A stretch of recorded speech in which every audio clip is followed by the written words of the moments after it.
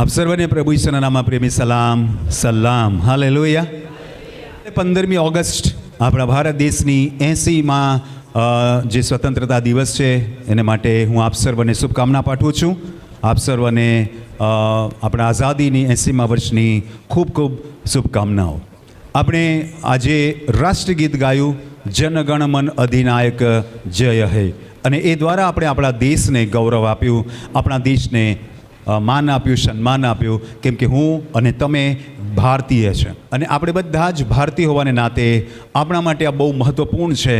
26મી જાન્યુઆરી અને 15મી ઓગસ્ટ. 24મી જાન્યુઆરી એ પ્રજાસત્તાક દિવસ છે, એટલે કે આપણને તે દિવસે એક સંવિધાન મળેલું, અને 15મી ઓગસ્ટે આપણને આઝાદી મળેલી. અને આ લોકશાહી દેશમાં મારો જન્મ થયો છે, લોકશાહી દેશનો હું નાગરિક છું, એના માટે મને ખૂબ ગર્વ છે, મને ખૂબ આનંદ છે કે હું કોઈ ગુલામ દેશમાં નથી જન્મ્યો.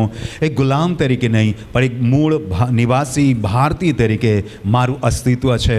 અને એટલા માટે આપણા ભારત દેશને માટે આપણે એકવાર જોરદાર તાળી પાડીએ, ભારત દેશને મહિમા આપીએ, ભારત દેશને માન આપીએ, ભારત દેશના નાગરિક તરીકે આપણે પોતાની જાતને ગર્વ અનુભવીએ. આપણે કોઈ પણ દેશમાં જઈએ, વિદેશમાં જઈએ, પણ આપણે આખરે તો ભારતીય કહેવાય, અને એ આપણી મૂળ પહેચાન છે. અને આપણે એસટી કમ્યુનિટીમાં આવીએ છીએ, એટલા માટે આપણા માટે હજી વધારે ગૌરવની વાત એ છે કે આપણે આ દેશના મૂળ નિવાસી છે, આપણે આ દેશના મૂળ અહીંના જ રહેવાસી છે. આપણે બહારથી નથી આવ્યું, આપણે અહીંના જ મૂળ પૂર્વજો જે છે આપણો, એ પૂર્વજો અહીંના જ છે. એટલે આપણે મૂળ ભારતીય છે, અને મૂળ ભારતીય તરીકે આપણા માટે મહત્ત્વપૂર્ણ ગૌરવની વાત છે. અને આપણો દેશ લગભગ 200 વર્ષ અને એથી પણ આગળથી ગણીએ, પરંતુ અંગ્રેજોના શાસનની વાત કરીએ, લગભગ 200 વર્ષની ગુલામીમાં હતું. અને આપણે અંગ્રેજોએ આપણા પર કેવી પ્રકારના જુલમો કર્યા, શું કર્યું, એ બધું ઇતિહાસ આપણે ભણ્યા છે, જાણીએ છીએ. અને આપણા પરદાદા વગેરે એ બધી પરિસ્થિતિઓમાંથી પસાર થયા છે, એ આપણા દાદા જે હશે તે લોકો એ પરિસ્થિતિમાંથી પસાર થયા. એનો ઇતિહાસ આપણી નજરની સામે છે, આપણે એના વિશે માહિતી છે. અને આપણે જાણીએ છીએ ગાંધીજી વિશે કે આપણા દેશના જે રાષ્ટ્રપિતા છે મોહનદાસ કરમચંદ ગાંધી, એટલે કે મહાત્મા, એ મહાત્મા ગાંધીજી આપણા દેશના રાષ્ટ્રપિતા છે. અને એક મોહનદાસ કરમચંદ ગાંધી, જે ગુજરાતના પોરબંદરમાં જન્મેલો વ્યક્તિ, ભારતના એક મોટા મહાત્મા કેવી રીતે બન્યા, એનું મૂળ કારણ એ હતું કે આપણા દેશની આઝાદી માટે એમણે પોતે અગવાઈ કરી, આગેવાની કરી, અને ભારતના તમામ લોકોને સત્ય અને અહિંસાના બેઝ પર આઝાદી અપાવી. આ એક અનોખી આઝાદી છે. ક્રાંતિકારી લોકોએ એમનું કામ કર્યું, જેમાં શહીદ ભગતસિંહ અને સુખદેવ અને બહુ બધા એવા લોકો છે, એ બધાએ ક્રાંતિકારી પદ્ધતિ અપનાવી. ગાંધીજીએ સત્ય, અહિંસા અને આમરણ ઉપવાસ જેવી બાબતો દ્વારા, યા દાંડી યાત્રા દ્વારા, યા અલગ અલગ પ્રકારની જે અહિંસાને લગતી અને સત્ય પર આધારિત એવી ચળવળો દ્વારા એમણે આઝાદી અપાવી. અને આજે આપણે એમના પ્રયત્ન અને ક્રાંતિકારીના બલિદાનને કારણે આપણે આઝાદ દેશમાં છે. હજારો લાખો અગણિત લોકોએ, નામી અનામી લોકોએ આ દેશની આઝાદીને માટે બલિદાન આપ્યું. આઝાદ મને ને તમને કરવા માટે એમણે બલિદાન આપ્યું, એમણે એમનું જીવ હોમી દીધો. અને ગાંધીજીને માટે પણ આઝાદી પછીના થોડાક દિવસમાં ગાંધીજી માટે પણ હું એનું નામ નહીં દઈશ, તમને બધાને નામ ખબર છે, પણ કોઈનું નામ આપણે નહીં લઈએ. એક વ્યક્તિ કે જે ગાંધીનો જ પહેલાં ગાંધીવાદી જ હતો, પછીથી એના મનમાં એક વિચાર ઉદ્ભવ્યો, કયા સંપ્રદાય, કઈ સંસ્થા દ્વારા હું નથી કહેતો, પણ એક વ્યક્તિ ગાંધીજીનો જ એ ચીલે ચાલનારો વ્યક્તિ હતો, પણ અચાનક એના મનમાં કંઈક એવા વિચારો ઉદ્ભવ્યા, પરિસ્થિતિઓ એવી નિર્માણ પામી કે એણે ગાંધીજીને ગોળીબારી કરીને પોતે સરેન્ડર થઈ ગયો. અને એ રીતે ગાંધીજીએ લોકોને માટે હસતા મોડા જાણે કે કુરબાની આપી દીધી. આ એક આઝાદી માટે, દેશની આઝાદી માટે, તમારા અને મારી આઝાદી માટે એક વ્યક્તિએ નહીં, હજારો લોકોએ બલિદાન આપ્યું. અને એ બલિદાન એળે નહીં ગયું, અને આપણને 15મી ઓગસ્ટને દિવસે આઝાદી મળી. આ આઝાદી આપણને મુબારક છે, આઝાદી આના માટે આપણને ગર્વ છે. એટલે ફરીથી આપણે એકવાર જોરદાર તાળી પાડીએ ભારત દેશના માટે. અને ભારત એક વિભિન્ન રાજ્યો અને રજવાડાઓમાં વહેંચાયેલું હતું, અને છતાં સરદાર વલ્લભભાઈ પટેલ તથા અન્ય નેતાઓએ પ્રયત્ન કર્યા અને દેશની એક દેશ બનાવવા માટે, ભારત બનાવવા માટે, ભારતની સાર્વભૌમિકતા કરવા માટે એમણે પ્રયત્ન કર્યા. આપણા દેશને માટે લોકોએ મરી મીટવાની પ્રયત્ન કર્યા અને તેઓએ કુરબાની આપી. ત્યારબાદ હું બહુ જ સન્માનની સાથે મારા આદરણીય, મારા સન્માનીય એવા બાબા સાહેબ આંબેડકરનો હું બહુ જ ચાહક છું. ડૉક્ટર ભીમરાવ આંબેડકર જેઓ એક દલિત સમાજમાં જન્મ્યા, એમના અધ્યક્ષતા આપણને એક સુવર્ણ સંવિધાન આપ્યું અને સંવિધાન આપણને બોલવાની આઝાદી આપે છે અને કાર્ય કરવાની આઝાદી આપે છે, ધર્મ પાળવાની આઝાદી આપે છે, ધર્મની પ્રચાર કરવાની આઝાદી આપે છે. અને ભારતના સંવિધાનની અંદર આર્ટિકલ 25 એટલે કે 25મું જે આર્ટિકલ છે, 25મું જે વિધાન છે એ મને બહુ જ ગમે છે અને એ સમતા પર આધારિત છે, એકતા પર આધારિત છે, સમાનતા અને બધાની સાથે હળીમળીને રહેવા પર એ આધાર રાખે છે. કોઈ પણ ધર્મ પાળવાની આપણને આઝાદી આપે છે. તો આજે આપણે ભારત દેશના આઝાદ નાગરિક છે, આપણા માટે ગૌરવની વાત છે અને આ દેશના રહેવાસી છે આપણે. અને આપણને આજે 80 વર્ષ થઈ ગયા આઝાદી મળી. પણ હું આજે એક એવી આઝાદીની વાત કરવાનો છું, કદાચ ભારતીય નાગરિક તરીકે તમે આઝાદ છો, પણ કદાચ અમુક બાબતોમાં તમે હજી આઝાદ નથી. તો એ આઝાદી વિશે તમને આજે હું સંદેશ આપવા માંગુ છું. અંગ્રેજોનું શાસન ભારત વર્ષની અંદર હતું અને ભારતના તમામ જાતિ વર્ગના લોકો, ધર્મના લોકો, રાજ્યના અને પ્રાંતોના લોકો ગુલામ અવસ્થામાં હતા. એટલે કે એ અંગ્રેજોના શાસન હેઠળ તમામ લોકો, ચાહે કોઈ પણ ધર્મ, કોઈ પણ જાતિના હોય, તેઓ ગુલામ અવસ્થામાં હતા. અને એક જ શાસન એમના પર હતું, ઈસ્ટ ઇન્ડિયા કંપની, ઇંગ્લેન્ડની જે ઈસ્ટ ઇન્ડિયા કંપની, તે એમના પર પ્રભાવિત હતું. અને જે રીતે આજે તમારા અને મારા ઉપર, માનવ જાતિની ઉપર એક એવું શાસન છે જે પ્રભાવિત છે. અને એના માટે આપણે બાઇબલમાંથી વચન વાંચીએ. રોમનને પત્ર તેનો 3 અધ્યાય 23મા વચનમાં કહે છે કે કારણ કે સઘળાએ પાપ કર્યું છે અને પરમેશ્વરના મહિમા વિશે સઘળા અધૂરા રહે છે. આ સંસારના હરેક વ્યક્તિના વચન લાગુ પડે છે. દુનિયાના કોઈ પણ ખૂણામાં તમે જન્મ્યા હોય, પણ તમે પાપની અવસ્થામાં ગુલામ છો. તમે ગુલામી અવસ્થામાં છો આધ્યાત્મિક રૂપમાં. તમારા અને મારા માટે આઝાદીની જેટલી જરૂર ભારત દેશના નાગરિકોને હતી, અન્ય અમુક દેશો પણ ગુલામ હતા, એમને આઝાદીની જરૂર હતી. એ જે એક માણસ તરીકે, એક હ્યુમન બિંગ તરીકે, એક વ્યક્તિ તરીકે તમને ને મને પાપ, મૃત્યુ અને અભિશાપથી આઝાદીની જરૂર છે. Hallelujah, hallelujah. અને એટલા માટે હરેક વ્યક્તિ, ચાહે તે ભારત વર્ષનો હોય, ચાહે દુનિયાનો કોઈ પણ વ્યક્તિ જેણે મનુષ્ય તરીકે જન્મ લીધો છે, એ વ્યક્તિ મનુષ્ય તરીકે જન્મ્યો એટલે પાપી અવસ્થામાં જન્મ્યો, એટલે એને પણ આઝાદીની જરૂર છે. આજે 3 પ્રકારની આઝાદીની મને ને તમને જરૂર છે. અને એ 3 વાત હું તમને કરીશ, પણ પહેલાં હું તમને વચન વંચાવવા માગું છું. તમે કહેશો કે ના ભાઈ, હું તો આ ધર્મ પાળું છું. તમે કહેશો ના, હું તો આ દેશનો છું. તમે કહેશો હું તો આ સંપ્રદાય પાળું છું. એ કોઈ પણ હશે, પણ તમે આજે પાપના દાસ છો, પાપના ગુલામ છો. અને એ હું નથી કહેતો, બાઇબલ કહે છે. રોમનને પત્ર 6 અધ્યાય 20મું વચન આપણે વાંચીએ. રોમનને પત્ર તેનો 6 અધ્યાય 20મા વચનમાં લખ્યું છે, કેમ કે જ્યારે તમે પાપના દાસ હતા, જ્યારે તમે પાપના દાસ હતા. આજે તમે ને હું ભલે આઝાદ દેશના નાગરિક છે, તે જ રીતે કદાચ પ્રભુ ઈસુ પર વિશ્વાસ કરીને તમે પાપથી આઝાદી પામી છે, પણ તમારો અને મારો જે મૂળ ઇતિહાસ છે તે આ છે કે હું અને તમે પાપના દાસ હતા. As a human being, as a માણસ જાત તરીકે દુનિયાભરના લોકો તેઓ પણ પાપના દાસ છે. જો પાપના દાસ તરીકે આ દુનિયામાં આપણે જન્મ્યા છે, તો આપણને આઝાદીની જરૂર છે. બોલો, શું શેની જરૂર છે? આઝાદી, સ્વતંત્રતા, મુક્તિ, સાલ્વેશન, તારણ, ઉદ્ધારની, મોક્ષની જરૂર છે. હાલેલુયા. અને એટલા માટે વચન આપણને કહે છે કે આપણે બધા જ પાપી મૂળ સ્વભાવના છે. અને વચન એ પણ કહે છે કે આપણે પાપના દાસ છીએ. અને લખ્યું છે આગળ, તમે વચન વાંચો, ત્યારે તમે ન્યાયપણાથી દૂર હતા. સ્વતંત્ર મતલબ દૂર હતા, બહુ કોસો દૂર હતું. જે રીતે ગુલામી અવસ્થામાં હતા ત્યારે આઝાદી બહુ દૂર હતી. હવે આઝાદી આવી ગઈ તો આપણે આઝાદીમાં છે, સ્વતંત્ર નાગરિક છે, દેશના આપણે મૂળ નિવાસી છે. પણ જ્યારે નાગરિક તરીકે આપણા વડદાદા દાદાઓ હતા, તેઓ ગુલામી અવસ્થામાં હતા. એમના માટે આઝાદી ક્યારે મળશે, ક્યારે મળશે, અને એ રીતે સ્વતંત્રતા એમનાથી કોસો દૂર હતી. પણ આજે જ્યારે આપણે દેશમાં દેશના આઝાદ નાગરિક તરીકે જીવીએ છીએ, મુક્ત મને જીવીએ છીએ, મુક્ત વિચારથી જીવીએ છીએ, બોલવાની આઝાદી છે, ધર્મ પાળવાની આઝાદી છે, ધર્મનો પ્રચાર કરવાની આઝાદી છે, તો આપણા વ્યક્તિગત જીવનનો પણ આઝાદી હોવી બહુ જરૂરી છે. એ જે આઝાદી છે એ સામૂહિક છે, નાગરિક તરીકેની આઝાદી છે. પણ વ્યક્તિગત જીવનની વાત કરીએ તો કદાચ હજી જો આપણે પાપની ગુલામીમાં છે, પાપના દાસત્વમાં છે. તો આજે આપણે આ આઝાદીના સંદેશને બહુ સારી રીતે સમજવાની જરૂર છે.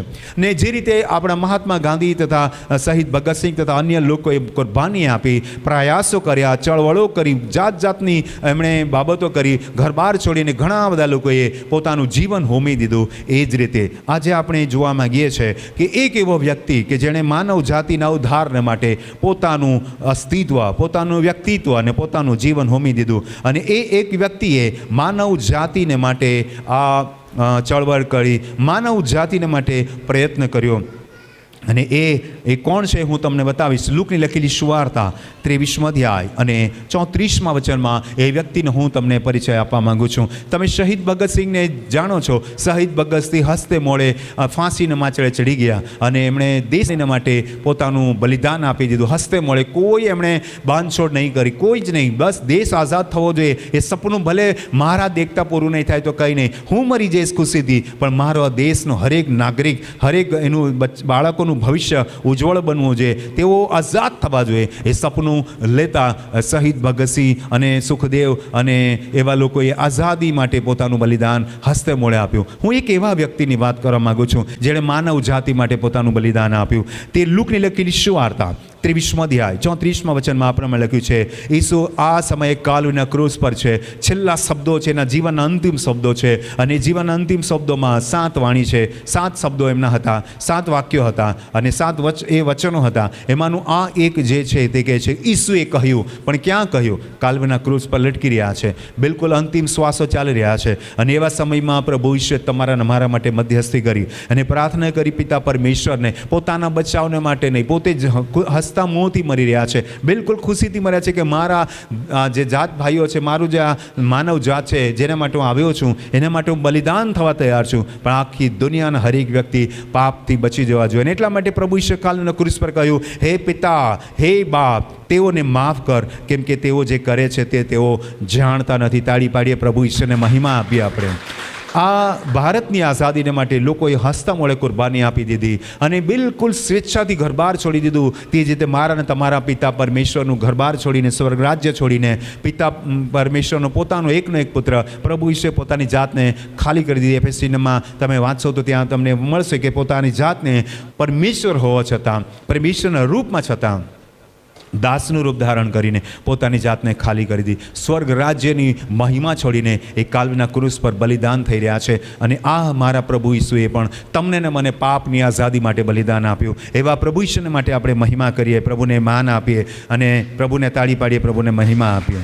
અને આ પ્રભુ ઈસુએ પણ હસતા મોડે કુરબાની આપી દીધી. અને એટલા માટે બાઇબલનું વચન કહે છે, યોહાનની લખેલી સુવાર્તા 8મો અધ્યાય અને 32મા વચનથી હું તમારી આગળ વચન વાંચવા માગું છું. અને તમે સત્યને જાણશો અને સત્ય તમને મુક્ત કરશે.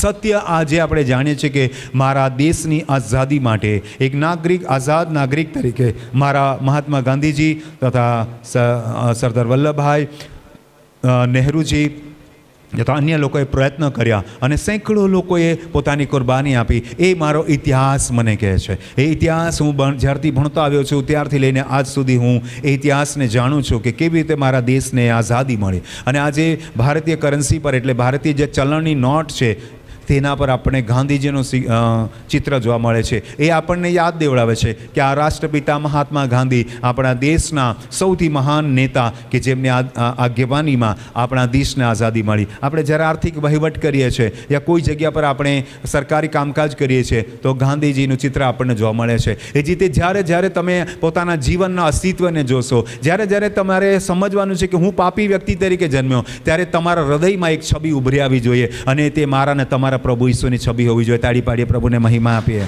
તમારા અને મારા મનોભાવમાં, તમારા અને મારા સ્મરણમાં એક છબી ઉભરી આવવી જોઈએ, એક ચહેરો ઉભરી આવવો જોઈએ, એક બલિદાનનું લોહી નીકળતું એક જે ચિત્ર ઉભરી આવવું જોઈએ. અને તમારે ને મારે યાદ કરવાની જરૂર છે કે આજે હું સ્વસ્થ છું, આજે હું જીવું છું, આજે મારું પરિવાર સુખી છે, આજે મારું ઘરબાર સુખી છે. પ્રભુએ મને આશીર્વાદ આપ્યા છે, પ્રભુએ મને તારણ અને મુક્તિની આશાને ખાતરી આપી છે. તો એ મારા હૃદયમાં વસનાર મારા પ્રભુ ઈસુ આપી યાદ તમારે કરવાની જરૂર છે. તાળી પાડીએ, પ્રભુને મહિમા આપીએ આપણે. હાલેલુયા. તો આજે આપણે આપણા દેશની આઝાદી માટે જે લડવૈયાઓ હતા, ક્રાંતિકારીઓ હતા, યા જે સત્ય અહિંસા પર ચાલનારા લોકો હતા, એમને યાદ કરીએ છીએ. તો આજે મારા ને તમારે મૂળભૂત જે આઝાદી છે એને માટે પણ આપણે આપણા પ્રભુ ઈસુને યાદ કરવાની જરૂર છે. અને એટલા માટે પ્રભુનું વચન કહે છે 32મા વચનમાં આપણે સત્યને સમજવાની જરૂર છે કે મારા પ્રભુ ઈસુએ બલિદાન આપ્યું, એ સત્ય સમજવાનું છે. 34મું વચન વાંચીએ આપણે. 34મા વચનમાં લખ્યું છે કે ઈસુએ તેઓને ઉત્તર આપ્યો કે હું તમને ખચિત કહું છું કે જે કોઈ પાપ કર્યા કરે છે તે પાપનો દાસ છે. તમે કહેતા હશો કે ના ભાઈ, હું તો ભારતનો આઝાદ નાગરિક છું, હવે તો હું કાંઈ જગ્યા પર ગુલામ નથી. પણ બાઇબલ તમને ખુદ પ્રભુ ઈસુ કહે છે કે જો તમે પાપ કર્યા કરો છો તો તમે કોના ગુલામ છો? અંગ્રેજોના યા પાપના? અંગ્રેજોના ગુલામીથી તમને આઝાદી મળી ગઈ, પણ તમે પાપના ગુલામ છો. જો તમે અંગ્રેજોના ગુલામીમાંથી નીકળી ગયા તો પાપની ગુલામીમાંથી પણ નીકળી જવાની જરૂર છે. બધા બોલ્યા આમીન, આમીન. અને એટલા માટે 36મું વચન વાંચે, માટે જો દીકરો તમને મુક્ત કરે તો તમે ખરેખર મુક્ત થશો. હા, દેશના નાગરિક તરીકે આપણે મુક્ત થઈ ગયા છે, પણ આપણા અસ્તિત્વનું શું, આપણા આત્માનું શું? અને એના માટે જો પ્રભુ ઈસુ તમને મુક્ત કરશે તો જ તમે ખરેખર મુક્ત થશો. તમારે પોતાના અસ્તિત્વના મુક્તિને માટે કોઈ પહાડો ચડવાની જરૂર નથી, કોઈ નદી નાળામાં ઉતરવાની જરૂર નથી, કોઈ ધર્મક્રિયાઓ કરવાની જરૂર નથી. માત્ર પૂરા દિલથી વિશ્વાસ કરવાની જરૂર છે. આમીન, હાલેલુયા. બાઇબલ કહે છે કે અંતના સમયમાં જે કોઈ પ્રભુ ઈશ્વરનામાં પ્રાર્થના કરશે તે તારણ, મોક્ષ, મુક્તિને આઝાદી પામશે. તાળી પાડીએ પ્રભુના વચનને માટે.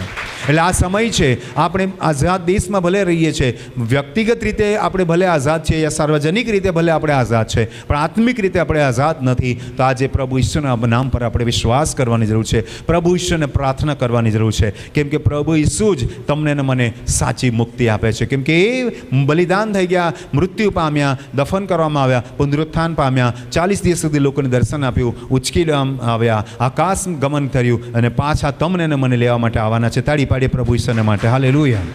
અને એટલા માટે 3 પ્રકારની આઝાદીની હું વાત કરવા માગું છું. અને એ 3 પ્રકારની આઝાદી કોણ તમને આપે છે? પહેલી આઝાદીની વાત કરીએ બીજો કરંથી, તેનું 3જો અધ્યાય અને તેનું 17મું વચન. હવે પ્રભુ તે આત્મા છે. બધા બોલીએ, પ્રભુ તે આત્મા છે. અને તમારી અને મારી અંદર શું છે? આત્મા છે. શારીરિક રીતે આપણને આઝાદી મળી ગઈ છે, નાગરિક તરીકે આપણને 15મી ઓગસ્ટના દિવસે આઝાદી મળી ગઈ છે, પણ આત્મિક રીતે બાકી છે. એટલે સૌથી પહેલી આઝાદી આપણને આત્મામાં જોઈએ. હાલેલુયા. બધા બોલ્યા આમીન.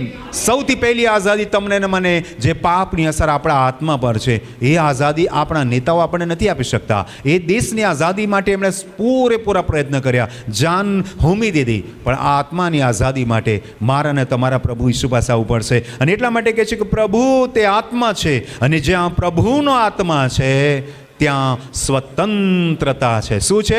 સ્વતંત્રતા છે, ફ્રીડમ ત્યાં છે, આઝાદી ત્યાં છે. હા, આ દેશમાં હો યા તમે અન્ય દેશમાં હોય, આ દેશમાં જન્મ્યા હોય યા અન્ય દેશમાં જન્મ્યા હોય, તમે ભલે આઝાદ દેશમાં જન્મ્યા હોય, પણ આધ્યાત્મિક રીતે તમને ને મને પ્રભુ ઈસુના આત્માની એટલે કે પવિત્ર આત્માની જરૂર છે, પ્રભુ ઈસુની જરૂર છે, પિતા પરમેશ્વરની જરૂર છે, પ્રભુ ઈસુના પવિત્ર લોહીની જરૂર છે, પ્રભુ ઈસુ પરના પૂરા વિશ્વાસની જરૂર છે. તાળી પાડીએ આપણે પ્રભુને મહિમા આપીએ.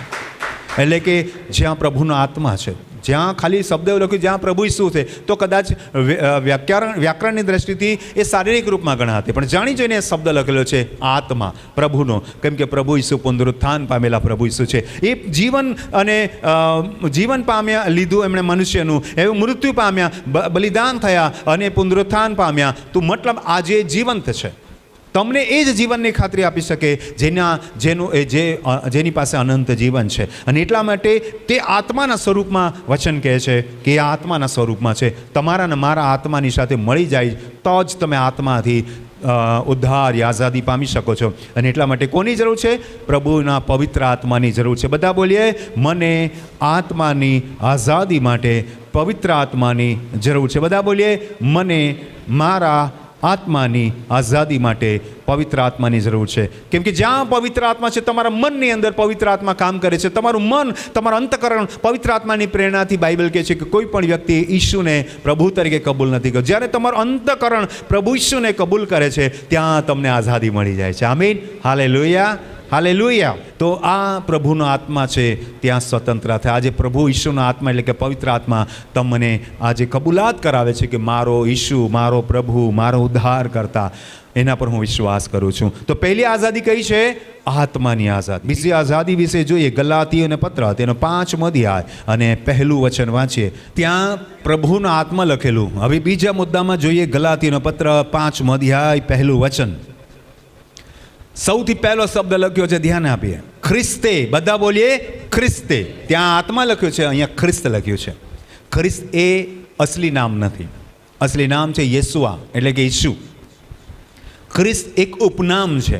ખ્રિસ્ત એની પહેચાન છે. ક્રિસ્ટોસ શબ્દ પરથી, એ શબ્દ છે ક્રિસ્ટોસ શબ્દ પરથી એ શબ્દ આવેલો છે. અને આપણે ગુજરાતીમાં ખ્રિસ્ત બોલીએ છીએ, હિન્દીમાં યા ઉર્દુમાં મસીહી બોલીએ છીએ, હિબ્રુમાં મસીહી બોલીએ છીએ.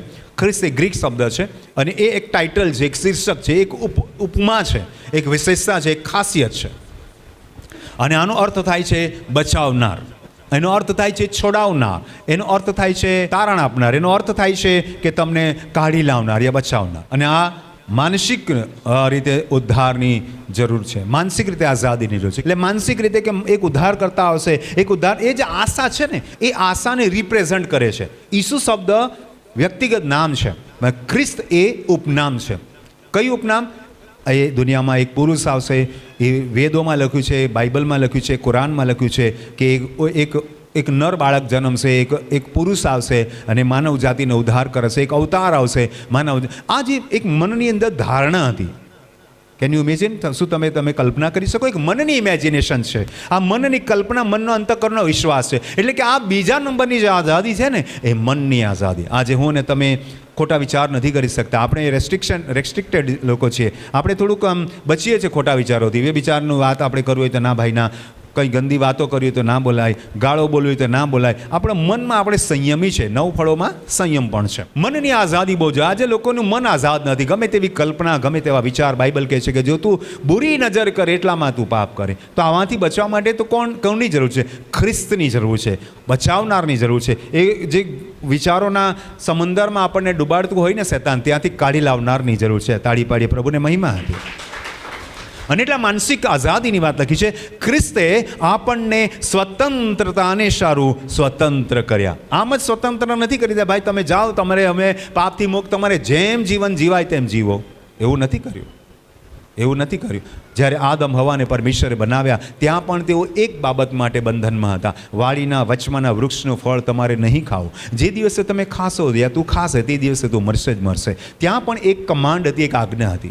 અને એ જ રીતે પરમેશ્વરે તમને મને પાપથી મુક્ત કર્યા, તો વિચારોથી પણ મુક્ત થવું બહુ જરૂરી છે. ઘણા બધા લોકો પાપથી મુક્તિ થઈ ગયા અને પાછા ગલત વિચારોમાં પડી જાય છે, ગલત ભાવનામાં પડી જાય છે, વ્યભિચારમાં પડી જાય છે, ગલત બાબતોમાં પડી જાય છે. આજે તમને આત્મિક આઝાદીની જરૂર છે. આજે તમને માનસિક આઝાદીની જરૂર છે. એટલા માટે પ્રભુનું વચન કહે છે, ખ્રિસ્તે આપણને સ્વતંત્રતાને સારું સ્વતંત્ર કર્યા.